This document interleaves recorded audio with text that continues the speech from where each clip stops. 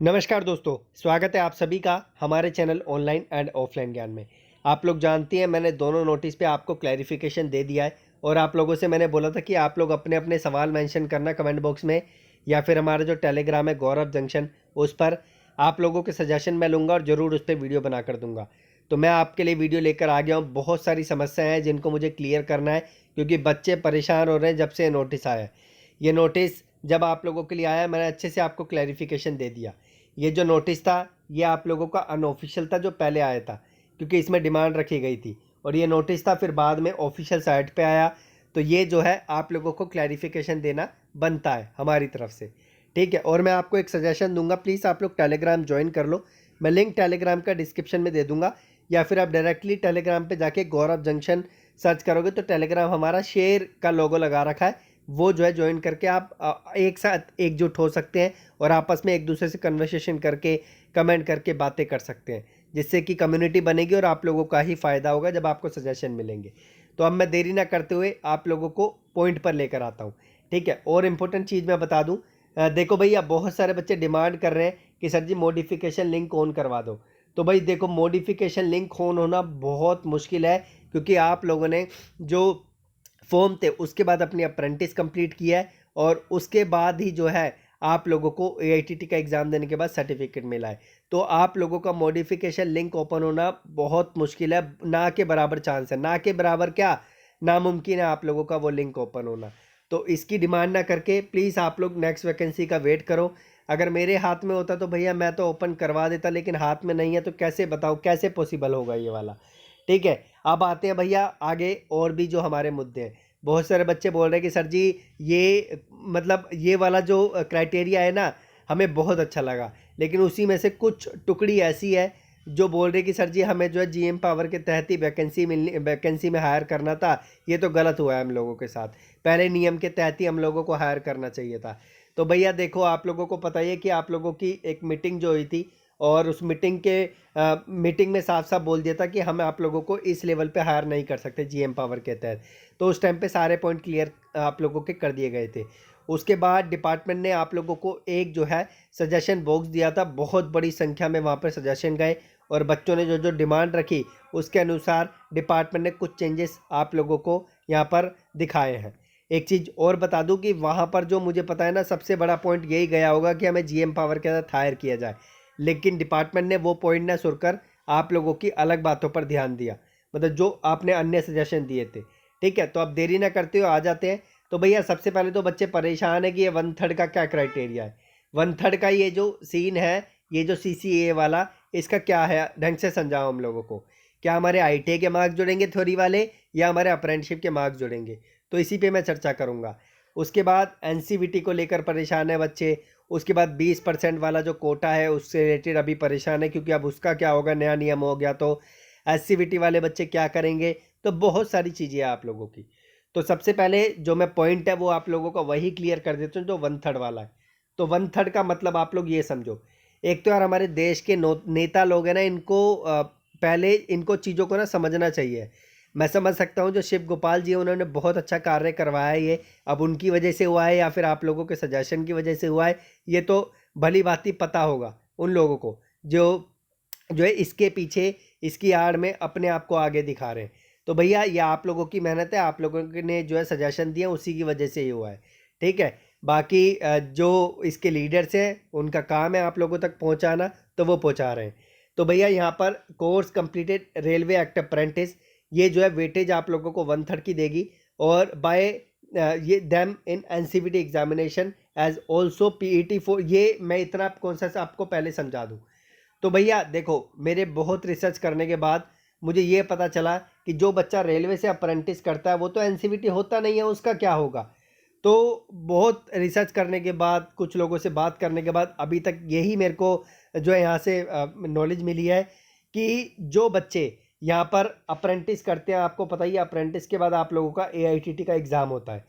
AITT का exam होता है तो एआईटीटी में जो मार्क्स आपको मिलते हैं वो मार्क्स आप लोगों के 1/3 जोड़े जाएंगे, ना कि आप लोगों के आईटीआई की परीक्षा के मार्क्स, ठीक है। तो आईटीआई की परीक्षा के मार्क्स आपके नहीं जोड़े जाएंगे।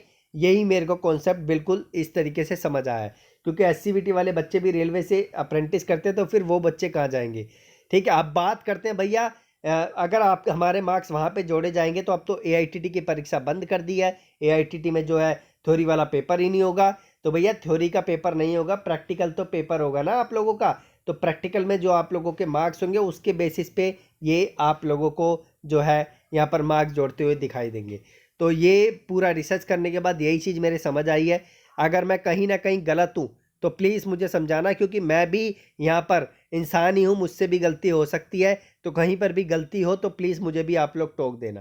तो ये चीज़ जो है यहाँ पर यही पॉइंट है। अब बात करें एससीवीटी वाले बच्चे, तो भैया एससीवीटी वाले बच्चे रेलवे से अप्रेंटिस करते हैं ना। एससीवीटी वाले बच्चे जो उनका एआईटीटी का एग्ज़ाम होता है उसी के बेस पर जो मार्क्स उनको मिलेंगे उसका 1/3 निकाल के आप लोगों को वहाँ पे रेलवे ग्रुप डी की परीक्षा में आप लोगों को ऐड होता हुआ दिखेगा। तो ये जो है ये हर किसी के लिए बेनिफिट नहीं है, ये अप्रेंटिसशिप वाले बच्चों के लिए ध्यान रखना, वो भी रेलवे से जो करते हैं। लेकिन अब एक और मुद्दे की मैं बात बता दूं, यहाँ पर जो मुझे मेन पॉइंट लगा था ना, जो 35 किलो का वजन आप लेके भागते थे वो आप लोगों का बंद इन्होंने कर दिया, स्पेशली अप्रेंटिसशिप वाले बच्चों के लिए, सबके लिए नहीं। जो 10th के बेस पे फिल करते हैं उनके लिए नहीं, जो अप्रेंटिसशिप कंप्लीट करते हैं रेलवे से उनके लिए। तो ये एक अच्छा कदम था इन लोगों का, क्योंकि इसमें भी बहुत बड़ी छटनी हो जाती थी जिसकी वजह से बच्चे यहाँ पर नौकरी नहीं पाते थे।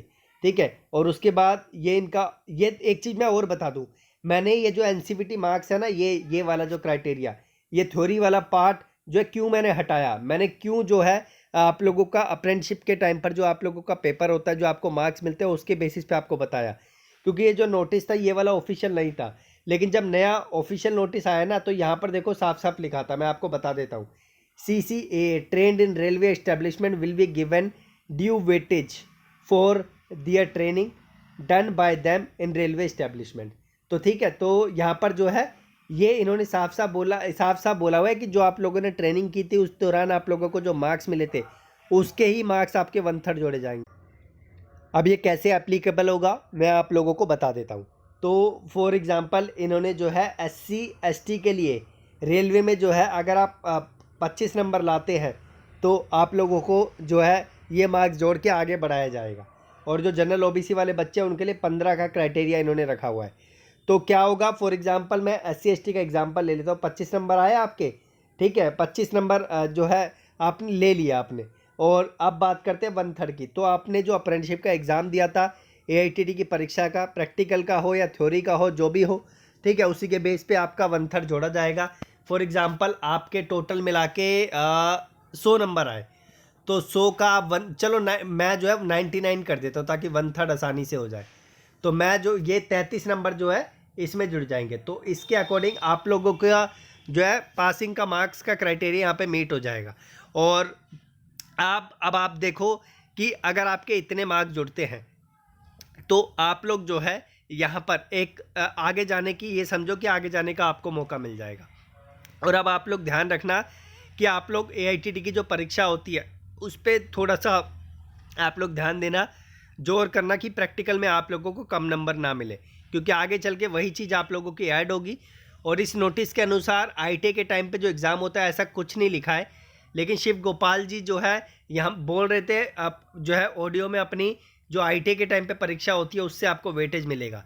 लेकिन ये जो नोटिस है, ये जो नया वाला नोटिस जारी हुआ, इससे तो थोड़ा सा लग रहा था कि ITA के टाइम पे जो परीक्षा होती है उसके मार्क्स ही जोड़े जाएंगे, लेकिन जब ये हुआ इसमें साफ साफ लिख दिए गए जो आप लोगों का trend in railway station will be given due weightage for the training done by them in railway. तो ये जो है यहाँ पर ये पता चला कि जो आप लोगों की ट्रेनिंग होती है, जो इस्टेब्लिशमेंट आप लोगों का करवाता है रेलवे, वही मार्क्स आप लोगों के जोड़े जाएंगे। तो इसके अनुसार ये जो है यहाँ पर पता चला।